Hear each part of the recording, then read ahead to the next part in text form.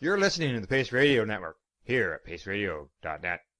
The views expressed by the individuals during this broadcast are their own opinions, and they may not be the same as those of their group or other organizations they may be involved with. All medical advice during our broadcast is not a medical opinion and should be checked with your medical physician.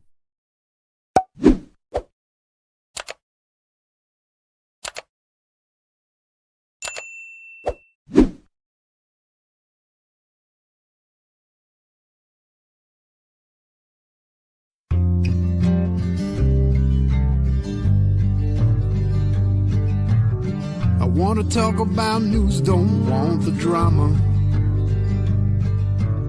From no pretentious media Madonna.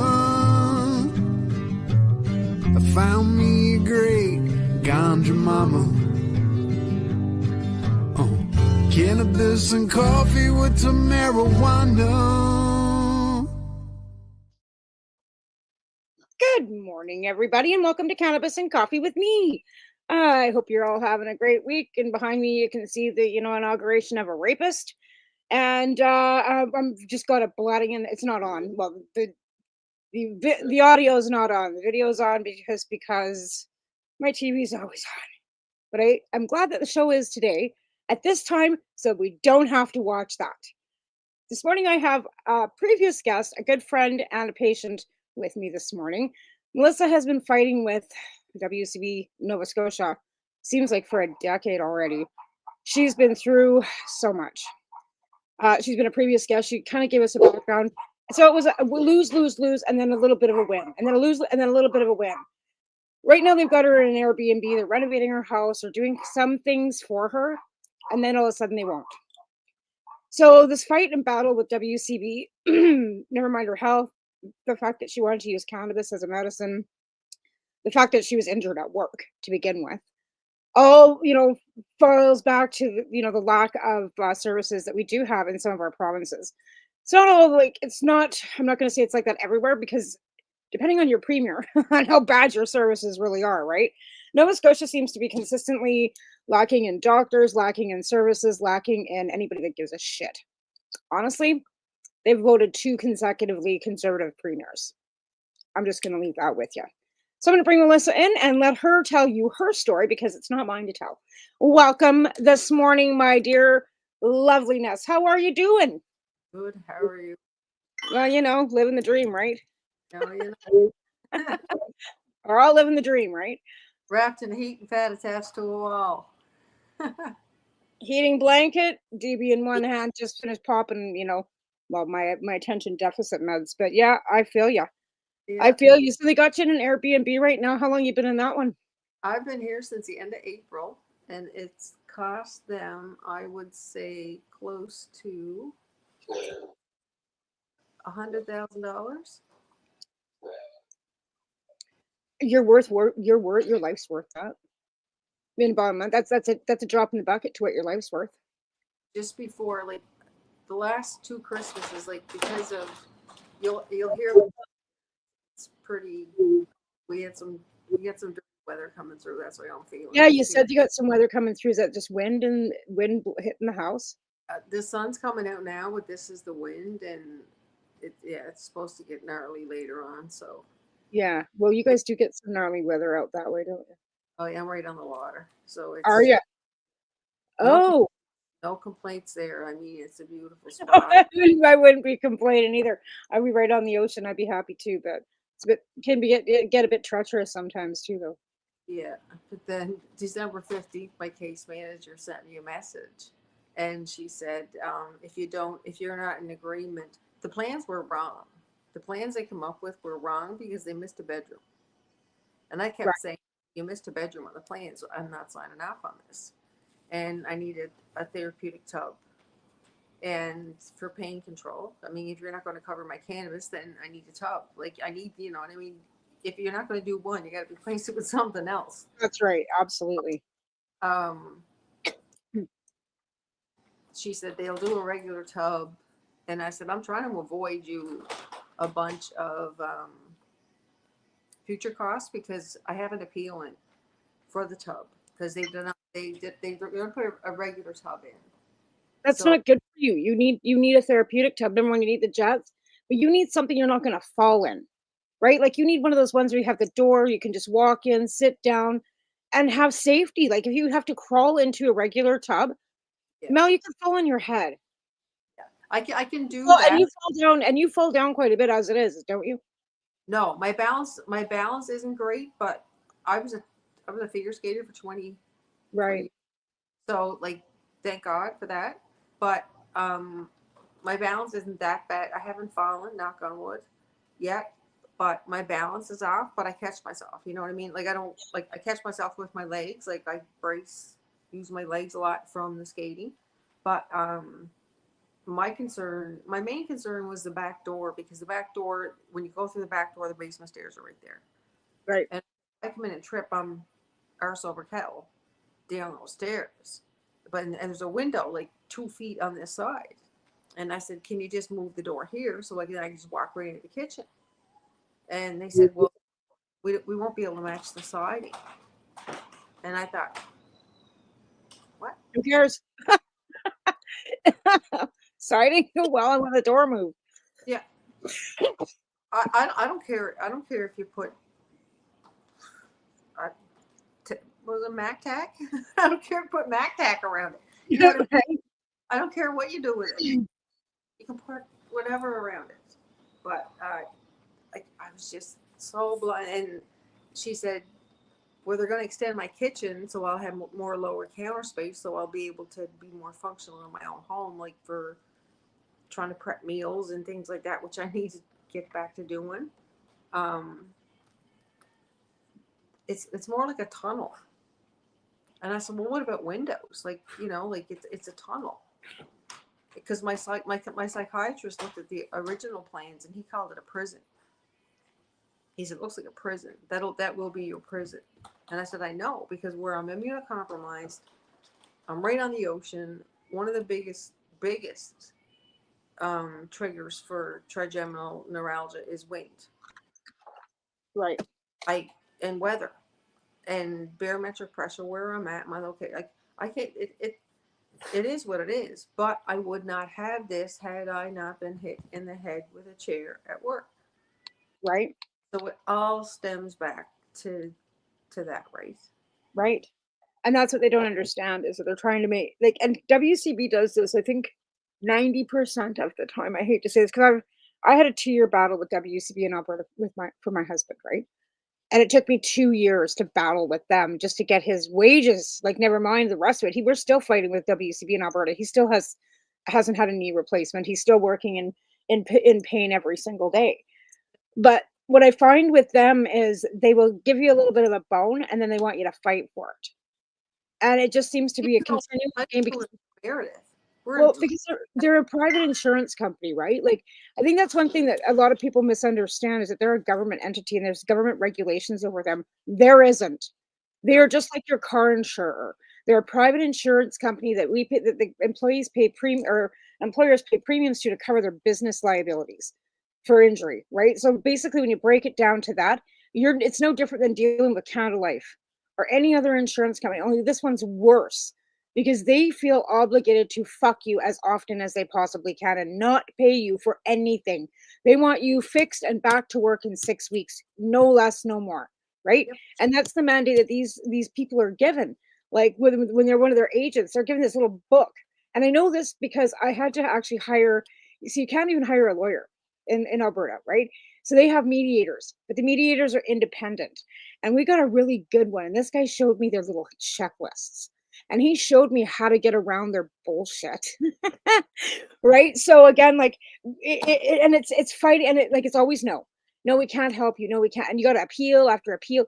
And unfortunately, if you don't have a mediator or an advocate, it's really difficult. And I had nobody to advocate for us except for this one. And Alvin, like when we went to go to the second appeal, because they denied his claim, because they gave him this course for oil field dispatching. There's no such position. Okay.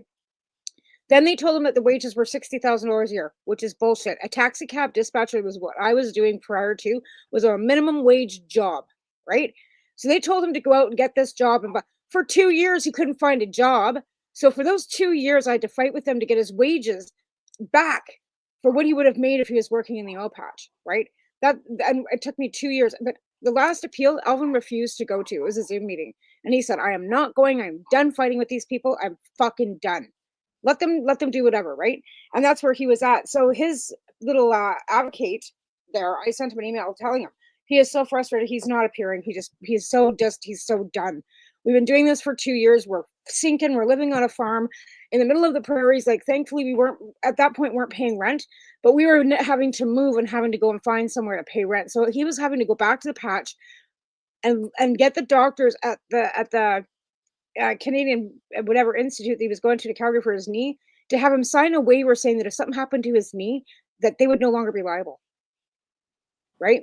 And the doctor refused to sign that. All he would do is raise him up from being sedentary so that he could go back to work. So they have this thing with WCB, they're sedentary, what you can do, what you're allowed to do, the doctor has to set that.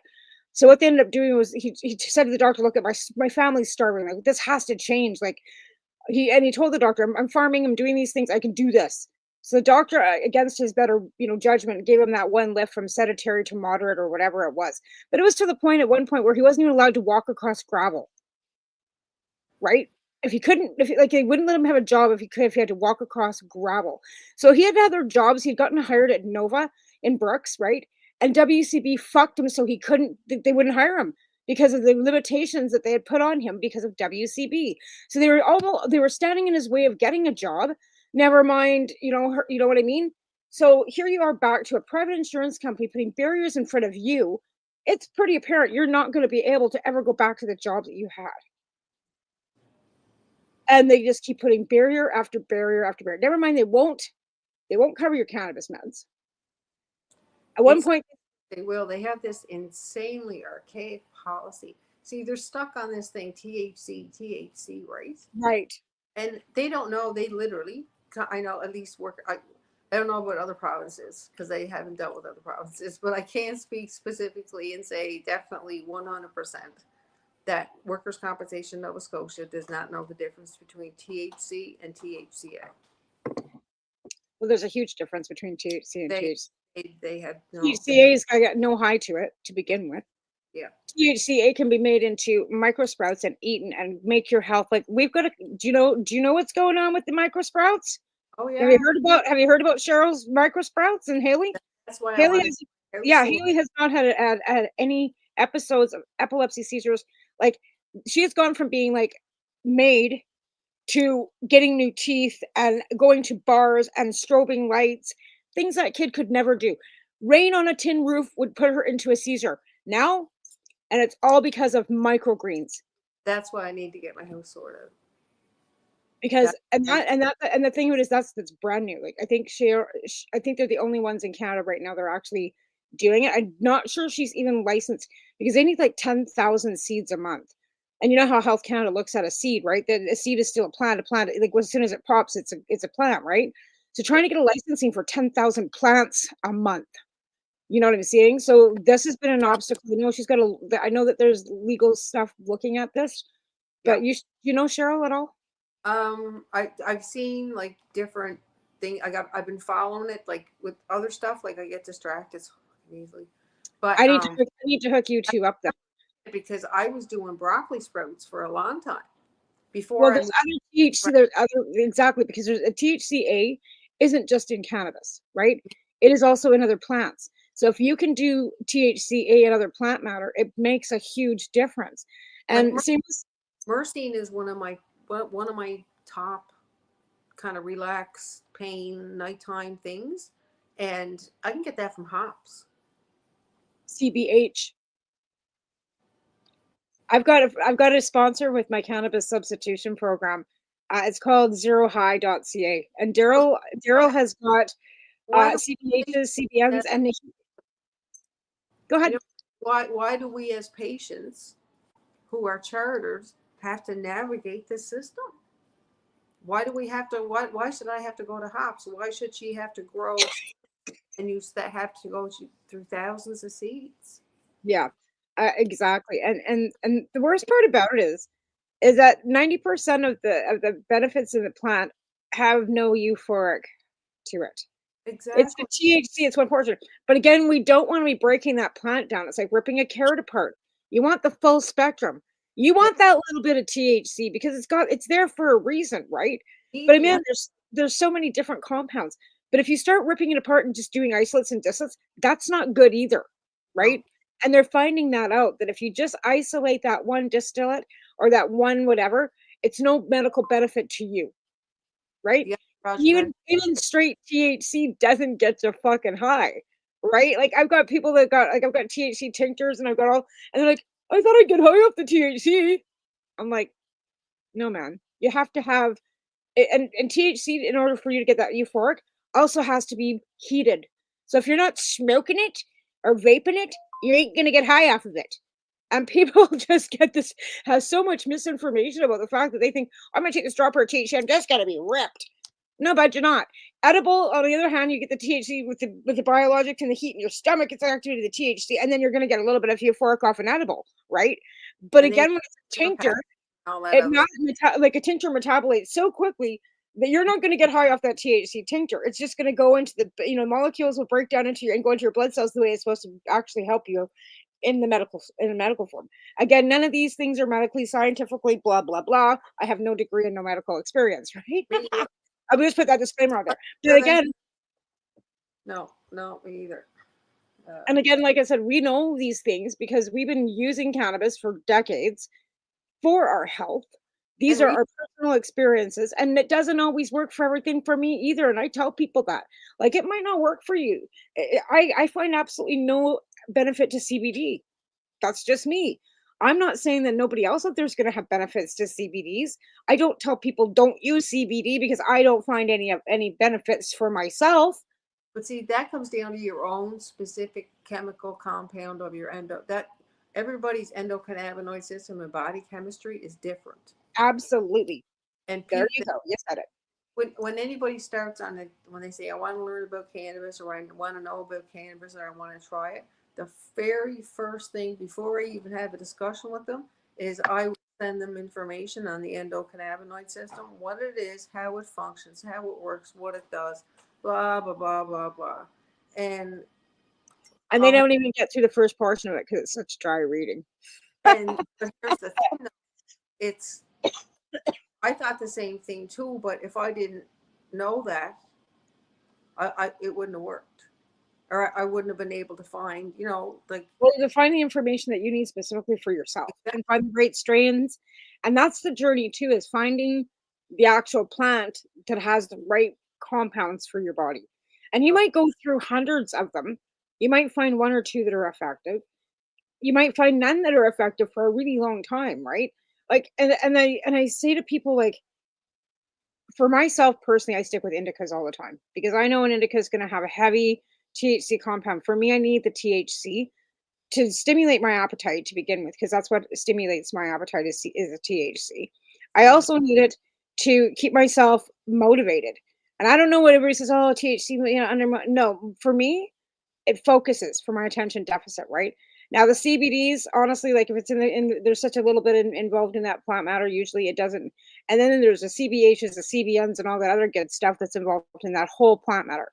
So can you break it all down and say exactly what specifically is helping me for all of it? No, I can't. unless you were able to strip one away at a time, like it is like when you're starting with, let's say, a pharma med and they put you on two meds. That's why they never really start you on two meds at one time, because if something goes kind of sideways, they want to know what caused it. Right, and the interaction of the two meds too, right? Yeah. So if you're taking a whole bunch and one's not, see, that's why when I used to make my oil stuff, I would make one specific oil at a time, and I would Yeah. take the bottles. Like I never mix my cannabis when I make tinctures or pills. like that, you could just pump so many. I'd say I need this, and I knew what was in what, and if it Yeah. was CBD or sour diesel, or I Right. knew Exactly. what Yeah, I that's one thing I've never ever done is mix strains when I'm making oil or tinctures ever. No, Because if because one then you Yeah. know exactly what's in that plant. Like what oil is that and what's this and this. Like it's too. I mean, you already got most of them are hybrid anyway. Most strains these days are all crossbred. I don't know if there's actually a true sativa or a true indica out there anymore. I'm sure there is. But most of them, even when you buy them from the legal stores, you get them from the res or whatever, there's always cross. This is cross with this is cross. That no longer is an indica, and well, 2 indicas, but it's still a hybrid indica, right? No matter when you're crossing that genetic, it becomes a hybrid, no matter how you slice it, right? But some of them are more effective. Some of them have put them together because they're both really effective, and they feel that they're going to be stronger if you put them together. Why a lot of the Kushes have been crossed, why a lot of the sour diesel with the, the Kushes have been crossed as well. They've done a lot of sativa hybrid, which is, with higher CBDs on them, right? So they've crossbred like Barbara, and they've crossbred Haley's Comet with a bunch of different sativas, right? There's so many. I mean, there's pick a name. Donkey breath. I've got some fucking purple pugs, you know what I mean? Like, which is an indica dominant. There's also what I got, Snowcap 91K from Tweed last week. I'm going to cut my tongue when I say this. I never thought I'd actually say that Tweed had a decent cannabis. I'm chewing my tongue. It's good. Like, I went back and bought it twice, and then last time I bought it, there wasn't any. I'm like, oh shit. And then it's called Snow Tactical. I'll have to. It's the package. It's Snowtastic 91K, and it's from Tweed. And it's I'll check the yeah, it's like, but like I said, I never thought, because you know how we were with back, when we first started with legalization, it was like, the fucking providers at Tweed, they suck, blah blah blah, origami, all their fucking toxic shit, blah blah. You remember, right? And now it's like, oh god, that stuff was from Tweed. You're fucking kidding me, right? Yeah. Like, really? Like, did somebody jump from one LP to another LP and they got the good one? I won't mention names on here because I might get myself into trouble. But I know a really good like master grower that was growing for one LP, and I'm not sure that he might not have migrated somewhere else because it's almost like it's his weed. And I know this because he used to be the DG for one of my friends, and it's just like, this tastes exactly like. You can tell. You can tell. The nose knows, and the nose knows, right? Yeah, but when you're friends with other patients and you only get to smoke with the designated growers growing, and you haven't tasted that fucking strain for she's been dead for a while. She's been dead 5 years. I haven't seen her for 15 years, right? I haven't smoked had that taste in my mouth for 15 years. And all of a sudden it was like, the fuck? Really? Like, it's amazing. Like, it's just like, is this? Yeah, it's wild. It's wild. So again, like I said, I never thought I'd say that Tweed was, growing some decent meds, but holy fuck. I know they don't call it meds because it's recreational market, blah, blah, blah. Cannabis is cannabis. If you think you might need a medical need, go to the store and buy some. Workers' comp won't reimburse me for what I buy from the NSLC because they're saying it's recreational, not medical. I know, because it's stupid. And here's the thing with that. When you take your can, like out here it's called CanCell, or in Ontario it's CanCell. Out here it's I don't even know, Canacell or whatever it's called, right? Because I had to do serve it right. Oh, it's sell it right, because it's serve it right for booze and it's sell it right for cannabis out here. Anyways, take the course for it. Health Canada doesn't recognize cannabis as medicine, right? But in their little sell it fucking programs, they make a distinct line between medical and recreational. Distinct. This is all recreational cannabis. You can't be telling anybody about it medical. There's no, you're done. And they make it fucking clear that you are not to speak about medical cannabis in a recreational store. That this is recreational cannabis, and there's no medicinal properties but yet they have a wellness fucking area. And you can buy topicals and CBDs and all the time. Right? I'm the one that sometimes they feel so bad for the person in front of them, and a lot of times it's an elderly patient who has no idea, and they'll call me because they feel so bad. I got thrown out of a store because I was talking about medical and asking about medical, and I was told that I had to leave because they weren't allowed to discuss that. Yeah. And I'm like, okay. And then she made a comment to me the next time I was in there, something, blah, blah, blah. And I went, it was political this time. First of all, it was medical. You didn't want to talk about that. She thought the medical program was costing them money, and it was making it harder for the recreational market to move forward and all this shit, right? This whole system was built on medical backs. Right. But this was in a recreational store. She was taking my money for me buying weed for my medical purposes, and then sat there and told me that there was no medical program and it was a bunch of farce. And all it was doing was causing the recreational market havoc. This was a fucking bitch in a store that owned it. Or not owned it, but was a worker, right? So I left. Went back the next time. She said something about politics and JT and, how he was fucking the legal market and this and that. And I looked at her, I says, if it wasn't for patience and JT, you wouldn't even have a fucking job or a store to work in. So I never went back. That was the end of that. I put up with her twice and then I never went back to that store. Well, guess what? That store no longer exists. It's just shut itself down. Because you can't be fucking saying shit like that and have somebody like me who goes in there on a weekly basis that spends $200 and $300 a week and then have me not go there. Sucks to be you. Just fucking walked. There goes your wages out the door, bitch. Your wages just walked out the door because you couldn't keep your mouth shut. So I don't say anything. I don't go. I don't complain.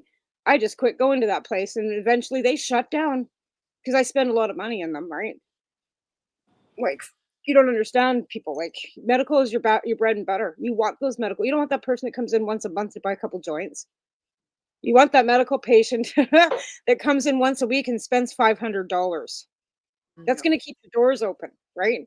So you should be catering to them, whether you can talk about medical or not, whether you can, whether you should be legally or not, you should be fucking catering to them. And if you know this person has medical need, whether you fucking, yeah, you should train your staff. Because I went to another store here in town because my store was closed because they close at 9:30 and I was after 9:30 and I had to go somewhere else. Another one I'll never go back to. They got people working in there that are young people that think that they're all hip and hap and, think that they know more than somebody that's been smoking this shit for longer than they've been alive. Right? Like, that's going to get you no business too. Don't talk to me like I'm just finished telling you that I've been consuming cannabis for 35 years and you're 20. Don't tell me that you know more than I do. I got regrets over that. Like, are you kidding me? Like, I just shake my head sometimes. And I understand that a lot of them work at these retail stores because they think it's cool. They don't really care about the plant. They don't care about the people. They just think it's cool. They smoke weed. They're just the, average stoner, right? And we have those in let's just face it. In the culture, there is people that are just your average stoners that just want to get, and they don't give a shit about all the things that we care about. And that's pretty apparent in Canada and across the world anyways, right? Like, there are things that we care about that other people just don't, right? So, yeah, like, to each their own, but like, at the end of the day, there's people that need this as medicine. Bottom line, when it comes down to it, there's people that need this as medicine. So, and it's a lot, like as you know, on the harm reduction side, it's a lot safer. And I just don't, we're in the middle of a mess and they just still will not budge. I don't understand. yeah, I know, like, the whole toxic drug crisis. And, that's really what it is. It is a state of emergency in British Columbia. But again, like, we just had a report come out from the BC Coroner's office actually today. It was sent to me this morning, and I was kind of glossing through it quickly. But the coroner's decided that he wants to, focus too on men and people age 30 to 50 because people like that are working, consuming illegal toxic drugs, and dying alone at home. So never mind the population that are living on houseless, they're addicted on the streets. The numbers for people 30 to 50 in British Columbia that are dying alone in their homes is higher than average, and they're just finding this out. So after fucking 6 years of a toxic drug crisis in our province, they're just finding out that there are fucking people like that are my age, like and younger, that are using at home alone and dying. Well, that's not a no-brainer, and these are working, functioning addicts, right? And that's something that I think nobody pays attention to.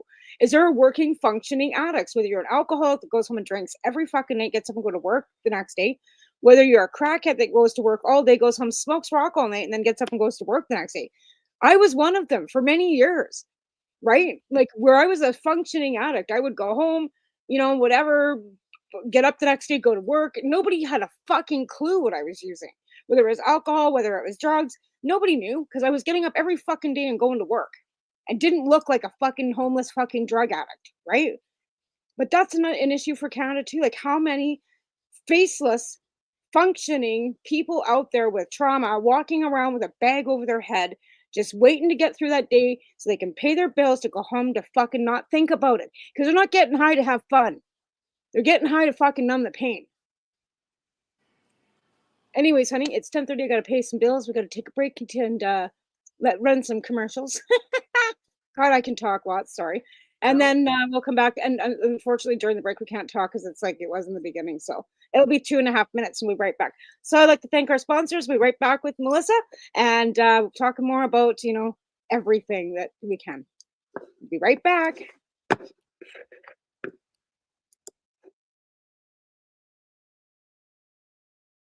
We are people advocating cannabis education here at paceradio.net. Limestone City Hydroponics is Kingston, Ontario's hydroponics shop. Take your growing to the next level and create the optimal environment with a tent kit or maximize your yield with an ebb and flow flood table kit. Either way, Limestone City Hydroponics has more sizes and options to fit your needs. Are you looking for the power of the sun that adapts to your budget? Then look no further as they have professional grow lighting. They have indoor grow systems that are easy and cost effective with many options to fit your living space and lifestyle. Cultivate your growing potential. We have everything you need to succeed. And if you can't make it to the store, they offer local delivery to the greater Kingston area.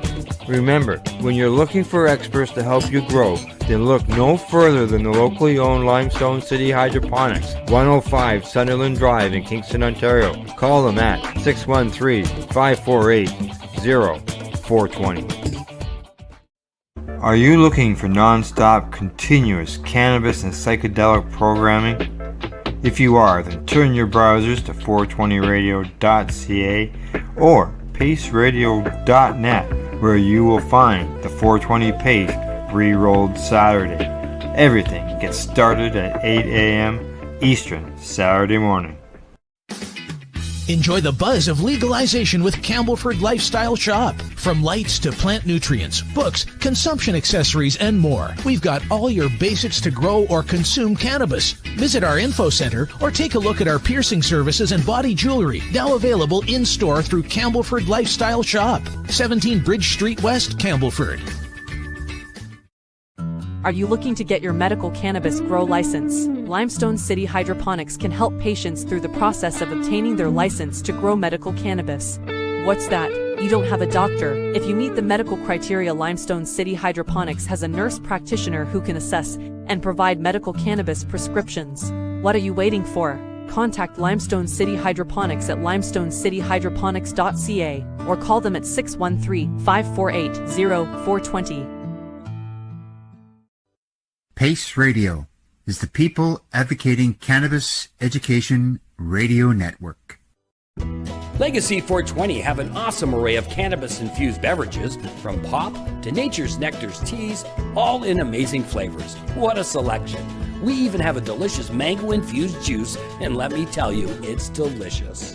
Everything is infused in-house, so we buy our syrup from the same place where everybody else buys their syrup for their pop, and the infusion is done in the lab. It's all canned here, labeled here, produced 100% on Tyendinaga.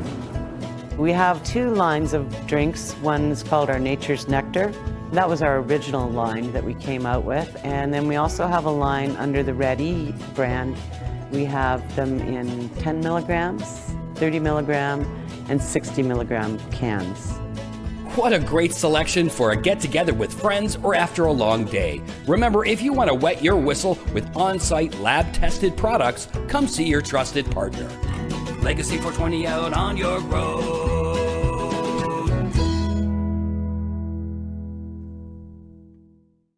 You're listening to the Pace Radio Network here at paceradio.net. And we're back, and the dogs are going to start barking for some reason. Just a little quick note, Legacy 420 does mail order, and Legacy 420 is actually up for sale. So if you are able to, or if you're a First Nations person and are in Ontario and interested in even a long-term lease with Tim, call them up. I haven't heard it's been sold yet. I'm not sure what the price is on that, but that would be an idea. Like, that place is just like phenomenal. Like, Al's done a half an hour video on all the things that's in that facility for a video for Tim to use to sell. Wow. Like, I mean, we've had Tim on the show before and stuff as well, but he is like, the stuff they do in that place, Mellisa, is absolutely phenomenal. It's like a big old licensed production site, kind of, sort of, and then they got a full commercial kitchen. They got like a pop facility, like counting. It's just unreal. It's, yeah. So I imagine he wants a few million for it. a few $100 million for it. But yeah, it's a beautiful facility. Anyways, it is for sale. So if anybody's interested, you can get a hold of Tim. But yeah, I would, but I can't. Well, the thing is, it's on Tendenega, right? You have to be Mohawk, I think. Okay. Well, Yeah, it's not just on average. It's on the reserve. So I'm pretty sure there's some stipulations to who can buy it. I know that I'm pretty sure that I couldn't just go out there and buy it. Yeah. Pretty sure. I'm pretty sure that's how that would roll. And I don't. Why wouldn't it? Like, I've got no issues with that. And like I said on the previous, I think that anybody that's First Nations wants to set up a dispensary, a store on the end of the block anywhere in this country, it's all sovereign land for them, and they can. I don't care. Because everybody's kind of complaining. Well, they're moving the medicine wheel into downtown Toronto. I said, good. And they're like, but it's not illegal. I don't care. They're sovereign. They can do whatever the fuck they want. I don't give a shit. Why is it your problem? First Nations can do it, as far as I'm concerned. Like, not whatever they want. You know what I mean, within reason. But again, if they want to open a business and not follow the Canadian regulations, so what? That piece of property over there, their heritage, their forefathers walked over it. Don't tell them that they can't go there. Anyway, that's my stance on it. I just don't think that anybody should be telling anybody what they should telling them where they should be, putting their stuff, because it's all their stuff as far as I'm concerned. Anyway, and I don't have too many people except for some, bigots that ever argue with me about that. But my stance, me, I'm just kind of like, I'm like, fuck you. Don't go there. And like, as you can see why we can't be on the talk with this, right? Like with my show, because we say cannabis way too many times. We talk about illegal, like as far as they're concerned, illegal things, which it's not in Canada. Cannabis is legal in Canada. You can carry, you can give 30 grams away. You can, there's all kinds of things. You don't get busted for lighting up a joint. You don't want to do it in the middle of the street. That's, be respectful. But cannabis, and we fought long and fucking hard for it. And just because the Americans don't want to fight long and hard for anything, they can't even fight for their fucking democracy, nor mind fucking anything else. So they're willing to cave to a fucking rapist. Like that's part of my stance. Like workers' comp says they have this 9% THC cap at 4 grams a day, but I have a medical ACNPR paper from Health Canada on the same injuries for my full 8 grams a day. You know what did that to us? You know what did that to us? It wasn't so much legalization. It was when the government under Harper decided to kiosk the soldiers and what they were paying for PTSD and for medical for the military. And when they kiosked that and realized how much money they were spending on 15 grams, 20 gram a day prescriptions and equipment to grow and seeds and all kinds of things, when that panned out to be a huge amount of money, they decided to scale that back and only cover 3 to 5 grams for the military, which put us all under that fucking umbrella. At all the doctors saying, well, 5 grams is max. It wasn't a medical decision. It wasn't anything to do with anything but fucking money, because the government didn't want to pay the military any more than what they were paying them.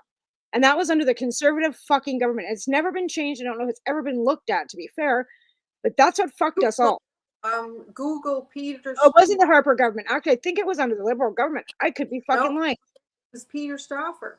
Peter Stauffer. That's right. It was a conservative government. Should eat up to 10 grams a day. Well, because like I said, because they looked into, they did that whole kiosk, whatever investigation and how much money they were spending on the military.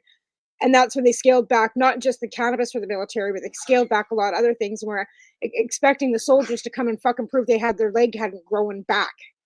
That was in the Because they're both under Medicare, right? Yeah.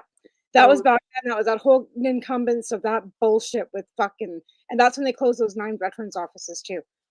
They scaled all that stuff back, but that's when that all kind of happened. So unfortunately, when legalization went into effect, that was the only paper, that was the only like basic documentation they had for grammage, right? Why they, you know, and I often say this too, like Canadians aren't even allowed to grow a gram of marijuana. Like as a patient, you're allowed 5 plants per gram. So if them giving you 4 plants, that's not even a gram of cannabis in the medical, like when you look at the medical side of things, right? Yep. So the Canadian, like, and don't think that there wasn't people out there telling them that telling them that, because we fucking were, right? And Ross Middleton too, another. We were all on the board of the Canadian Therapeutic Cannabis Partners, right? We always were fighting for dignified access for patients. Ross did, and we kept telling them, you're ripping people off. You're not even allowing them to grow 1 gram of cannabis.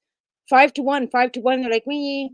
So that is something still I'd like to see change. I don't think that that's fair to Canadians. I don't think that it's right, even in a recreational sense of it, that you're not even getting enough plants to medically grow 1 gram of cannabis. And it takes you 3 months or more. What if your crop fails? What if you end up with dusty mold, or you know what I mean? Stuff like that. Right. Because a lot of our experience with growing it, so guaranteed your first couple of crops could tank. A lot of people's tank, and then they give up. And then they decide they're going to go get a designated grower, and the designated grower rips them off.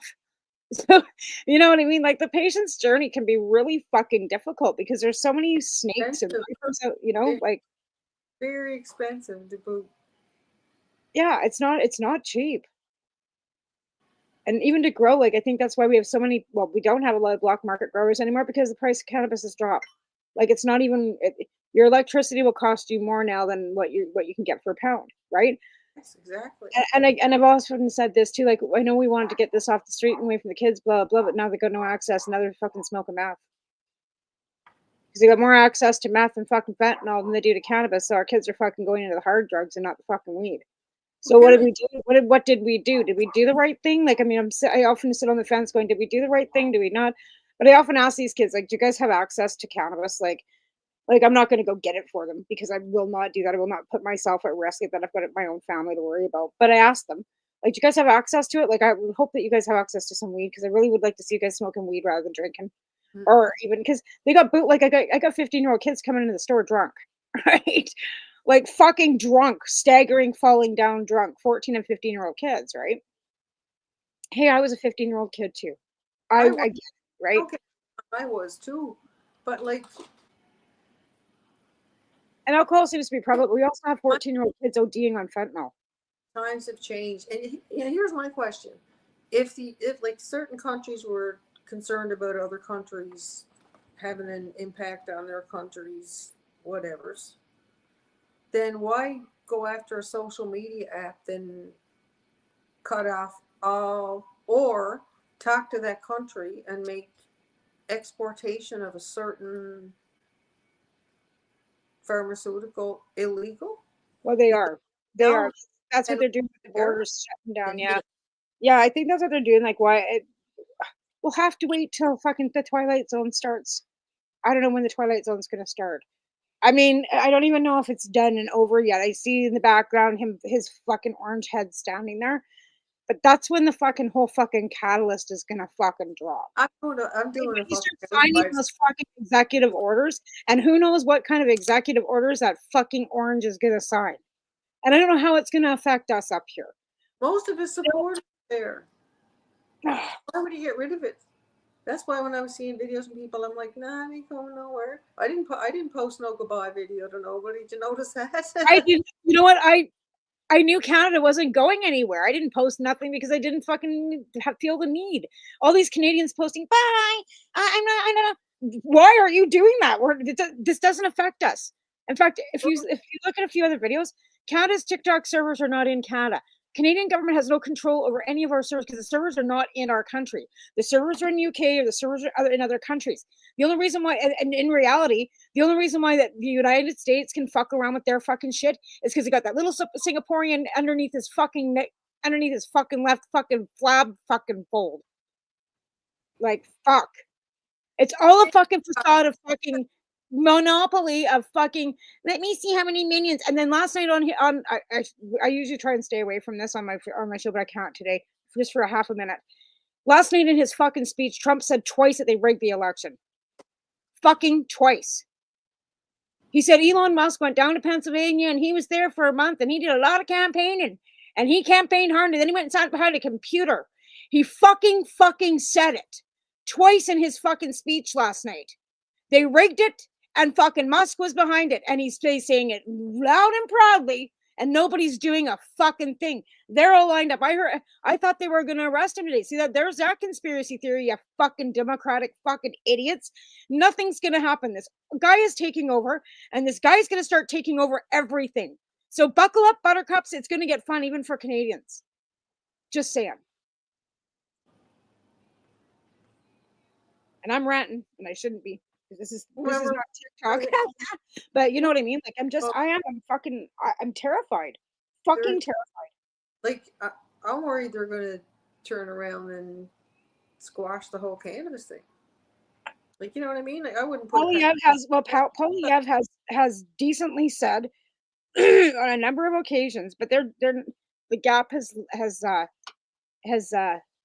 become smaller. They had a 24% lead last week. They have an 11% lead this week. The gap is closing. A certain name thrown into the ring might have changed that. Well, it ain't going to be Freeland because she's like, did you see the videos of her fucking being heckled over Gaza at her announcement? They were heckling her. There was people calling her out for Gaza. And that's the thing too. Like any incumbent like Katrina Gold, any of the ones that are running that were prior liberals are going to get that. They're going to get fuck you, and fuck you, right? Mark Carney is the only one that has, but he has been involved, but he was only involved in economic policy and advisement only. He was not in there telling anybody what to do. But anybody connected to genocide, anybody connected to the liberal, everybody connected to Trudeau is a fucking gonna just get a big fat fucking no. I mean, I'm a registered liberal. I've been a registered liberal since 1988. I'm a loyalist. I don't make any fucking bones about it. I take the shit and I take it fucking, in every direction, right? And I have for many years, and I don't care. I'm going to stand up for what my values are. And like I said on a number of occasions too, who I vote for doesn't make me who I am. Who I am leads me to who I vote for, right? Like, as a nurse and a former corrections officer, I think a little bit outside the box, and I kind of look at, okay, because both combine, which sometimes might not be a good thing. But when I look at that, I think, okay, if Kearney gets in, like the other guy is going to be, because I mean, put the two of them side by side. I mean, there's no comparison. One couldn't hold a candle to the other. So who are they going to have to bring in to replace one if Kearney does get in? Because that's like January 31st, the security committee report comes out. Maybe by February 3rd, they'll be in a leadership election too. That's right, too. That report's coming out. And he still hasn't had a security clearance. That now too. Right? So politics is dirty. It really is. And it's gotten dirtier over the last 4 years. I've never seen it this dirty before. Honestly. The last election here in town even was fucking brutal. Like we were like my candidate was the chair of the riding association, right? The candidate. She ran 2 elections in a row. After the second election, she was done completely with everything. Yeah. I didn't have an election. I wasn't like elected in as a chair. I was like basically here, take it. Put your name on this line. We're just signing it over because this has been deemed an unwinning riding. We don't have a candidate out here. They've had 3 candidates in the last 3 elections. It's not they haven't had candidates, but the Liberal Party itself hasn't put a lot of chalk into this area, right? To be fair, we've had Rob Morrison as our MP for the last. He's a backbencher in the Conservative Party. This is an out in the middle of the nowhere kind of like nobody really gives a fuck kind of thing, right? We've got mines out here, but it's not a big, it's all in BC. Blah blah blah. Ottawa doesn't see us, and Victoria doesn't see us. We're in the middle of fucking conservative hell, is how I feel. But to be fair, and I said this before, and actually one of my fellow liberals up in Golden, he got a hold of me last night. And I'm supposed to call him, and I keep putting it off because I know it's going to be a 3-hour conversation.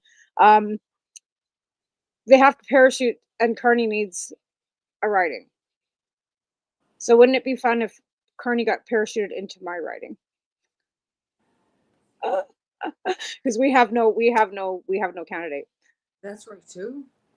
So I don't know how many, but I heard that he was going to be running up in Alberta, up in Edmonton, and I doubt that they've got candidates there either. Like, that's the thing. Like, there's lots of ridings in Alberta that have no candidates either. We don't have a head of our Liberal candidacy here either. Right. So I mean, there are so many areas that they could parachute him into. Right. But they're going to parachute him into an area that they know he's going to win. To sit there and tell him how they spent $100,000 on an Airbnb and I don't have plans yet. As a financial guy, I'm sure he'd love to hear that. Right. Again, like, and these are the things that, the provincial government does. And like, again, this is a private fucking insurance company. You're not costing the taxpayers anything, honey. You're only costing WCB money, and they don't like that. And that's why they're whipping and hoping to get you off, because you're not on government services. You're not being paid for by anybody but WCB, and it's a private insurance company. So you, my dear, are not costing the taxpayers anything. So that's why they want to figure you out and get you like taken off. And the only thing you have to worry about is start socking money away, because once you're 65, they cut you off. Yeah. So you just have to start know that. So when they're paying you, stock some money away so that when you hit 65, you have something. And a lot of people aren't aware of that. My ex's dad didn't realize that. They bought him a house out in the middle of fucking Milk River, Alberta, some out in the middle of nowhere place, just to kind of get him off the whole thing. And then when he turned 65, and they never told him. Next thing you know, he's got no money coming in. He's like, what the fuck am I going to do? Then you got to apply for welfare and then apply for it's just, and even a welfare. Like if you're on PWD out here, like any provincial benefits, at 65, they cut you off too. And then you got to go on old age pension and CPP, and that's it. So if you're not saving money and socking money away, how the hell they expect people to live? I can't grasp my head around that. So at 65, you just don't matter no more. No, part of my fight too is that other than the charter challenge, because even workers' advisors won't even touch the charter challenge side of it because it's a lot of paperwork. Well, yeah. But they did it and did it once, they'd never have to do it again. Right? Yeah. But nobody wants to rub the wrong person the wrong way here. So as far as trying to get the powers that be to understand that is no, I don't think it'll ever happen. And my injuries, like when I turn 65, the day I turn 65, I'm not going to wake up and they're magically going to disappear. What I have is going to get worse. Well, that's what I mean. Like, where do they figure that all of a sudden you turn 65, every disability you have is gone? So that's why I'm trying to slide that in under everything else too, like under the violations, because both injuries were the fault of my employer. And in one case, I was even actually able to prove to Comp that my employer lied, but Comp didn't want to hear that. You know what I just thought about? So that's my hip's been giving me shit for a really long time. I mean, I'm always bitching about my hip. I fell when I was at McCain's and landed on my fucking hip. I wonder if this is that fucking injury. If it's still open, look into it. Well, I don't know. It's been 10 years. I'm sure it's not. It never closes. Once the thing they'll tell you the claim is closed. Claims never close. Well, I don't like. I'm just kind of thinking about that because I couldn't figure out what the hell. Not to take us off topic. Sorry about that, but I'm gonna go for an X-ray. And I keep thinking, why the fuck is my hip hurting me so much? But I had previous injuries, so fuck, maybe that's it. I don't know. I was trying to figure out my left knee was so sore the other day. And I couldn't for the life of myself. I'm like, why? And then I remember way back when I was nursing, I walked on a wet floor and I did the quasi splits. And to stop myself from falling, I just kind of locked my legs and pulled myself up together. But I ended up tearing a ligament or something inside the knee. And by the time it got looked at, it ended up being a mess. But I didn't need surgery. But that's coming back on. So, right, like I said, it's so hard to distinguish because I mean, of course, we're getting older too, right? So things start, breaking down, and osteoporosis and osteoarthritis. I mean, right. Well, that's what I said to my doctor. I says, my hip's been giving me shit. It's waking me up in the middle of the fucking night, like for the last 3 months, to be fair. Like, I just kind of like, oh, it's just the arthritis. Oh, fuck, whatever, you know. I'll just pop another fucking pill, smoke another joint, whatever, rub it with some of this and that, and fucking get on with life, right? But it's been really giving me shit. And for a long time, I thought it was my kidney. And then we did tests and we got, you know, an ultrasound, or not, yeah, an ultrasound and a fucking CT scan done on my kidney. There's nothing wrong with my fucking kidneys, right? And then she did an X-ray and I thought it was degeneration. She said, oh, no, it doesn't seem to be. That was what we checked. It was 4 years ago.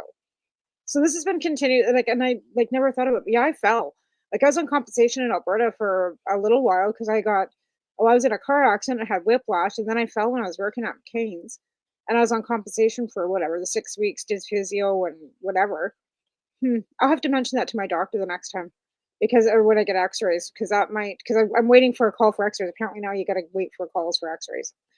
If it's the same part, if it's the same area, then I'd say likely it's just. Well, yeah, I'm not going to go back. I don't know if I'd go back to WCB, but if I could, why not? Like, fuck them. They can pay, right? Like, that's what they claim. That's what their job is, right? Is to take care of us when we're injured at work. But they fight you every step of the way. Like, employers pay money, so you have insurance, so you don't have to worry about it. If something happens to you at work. Yet if something happens to you at work, how you do is fight to get everything. They're not nice to you. The first time you phone in, they're usually, so what happened? And you have to give them the whole rundown, and they're asking you questions, like making it like you're a liar, like you're in an interrogation room. Like, that is not making a worker feel safe. That's making a worker feel like they got to fight like hell to get fucking anything. That's just not the way it should be. But then you have a manager at work who emails the case manager who deals with that specific area and says, this happened today. It wasn't as bad as it was made out to be, blah, blah, blah, blah. This claim should be denied. And that's bullshit too. There should be no connection to you, insurance company, and management. Management fills out the paperwork of the incident report, and that should be the fucking end of it. Because if that manager wasn't there seeing that fucking incident with their 2 eyes, they have no comprehension of actually how bad it was. They got my whole 90% of the time, it's head of HR that's sitting in an office that got the, you know, inspection or the incident report across their desk, doesn't even know the employee because the employee's a number on their fucking computer, and then starts making decisions for that person's life. They gave my employer my whole file, not just that one. That's privacy breach. That's a privacy breach. That's a medical privacy breach. I'd be suing the fuck out of them for that. Not according to them, it isn't.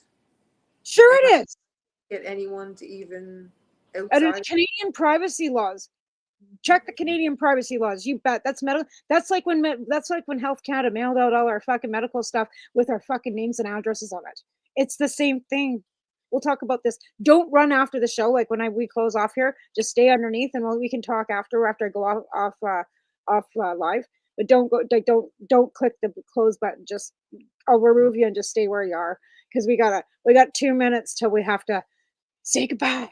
But looks like the inauguration's over. I'm looking at it over my shoulder, and it looks like the orange is now the president of the United States. Oh well. It are what it are. Now we can all say a great Heil, because that's what it's going to be.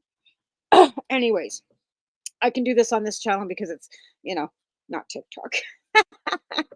Fuck, I have violations I'd have by now.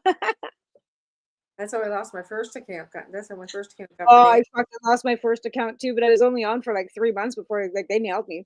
But I was violation after violation. The second one that I've got, it's just an attached one to the first one. I couldn't even appeal it. Like, it was just fucking gone. And I was like, what the fuck? So I've just barely built myself up to 1,000 fucking followers again. And I look at all these people, 12,000 followers. I was like, yay, this is going to be fun. Like, I can do some educational stuff. Then I woke up one morning and bam, it was like, thank you. Back in the door on the way out. Gone. I know, right? And all the stuff you put on there, all the content you actually have is just poof, gone. Right? Yeah. I know. Anyways, I guess they're allowed to do what they want because it's their dictatorship, and we're just, ants on a fucking flea pile. That's how I'm starting to feel, me, whatever. But I'm out doing CSP and doing things that I can do in my own community to change things. So that's all you can do. That's all. Anybody you want to shout out to? Anybody want to get any information from you? An email address or anything you want to put out to anybody? Or you just want to say, fuck you and leave me alone? No.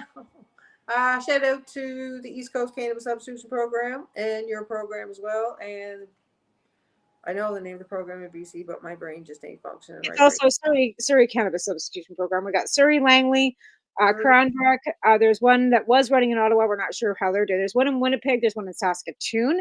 Not all running in under CSP, but there are people out there doing harm reduction in the same fashion. And Chris and Halifax, Chris and Susan in Halifax, and they're volunteers because they have a couple of other volunteers as well as you, because you're part of that group too. So thank you too for helping us, help others with harm reduction. And the only way we know how, because like I said, I've been clean now. Well, I don't smoke the rock anymore. It's been 19 years. And I chalk that up to cannabis. And I also use it for all kinds of other things, and it helps me so I don't kill people. It makes people easier. Right. All right, folks. Well, that's us. You have a great week. I'll be back on Wednesday night on Pace Radio with Al, our people advocating cannabis education. There are shows all week on this network, psychedelics, and then there's Doobie and the Doobie, and then there's also 420's content as well. So watch it. And then all day Saturday, there's consecutively shows running. This is actually the first show I've done fully in the new year. So happy 2025. I'll be back next week with another guest. And thanks, Mellisa, for being my first guest of January of 2025 this year. And we'll be back and hope you feel we'll be chatting because I see you on the daily on TikTok anyways. But yeah, you take care of yourself, honey, and we'll be back next week. Bye, everybody. Now I got to run a commercial.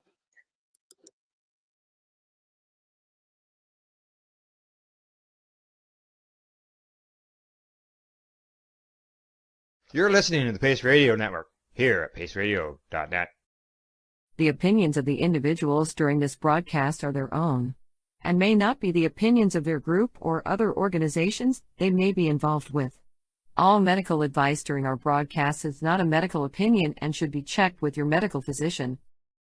When you have a pain that's reached its peak, Legacy for 20, it's so unique. If organic cannabis is what you seek, here's your trusted partner 7 days a week. Suppository salves, vapes and drops, topicals, edibles, infused pop. Just when life seems like it ain't easy, at Legacy 420, enjoy a pop freezy. Lab tested products, make them the GOAT.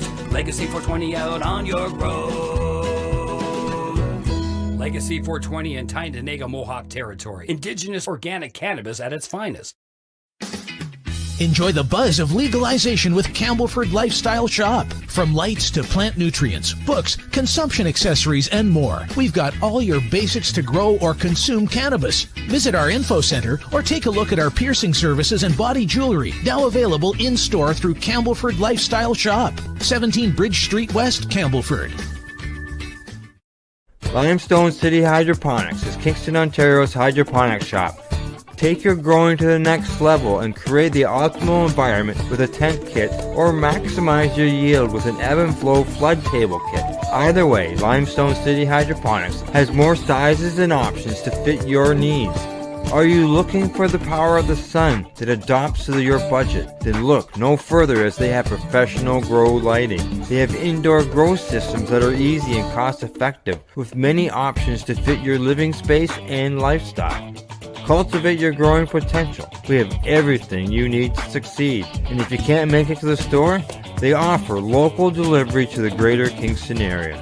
Remember, when you're looking for experts to help you grow, then look no further than the locally owned Limestone City Hydroponics, 105 Sunderland Drive in Kingston, Ontario. Call them at 613-548-0420. We are people advocating cannabis education here at paceradio.net.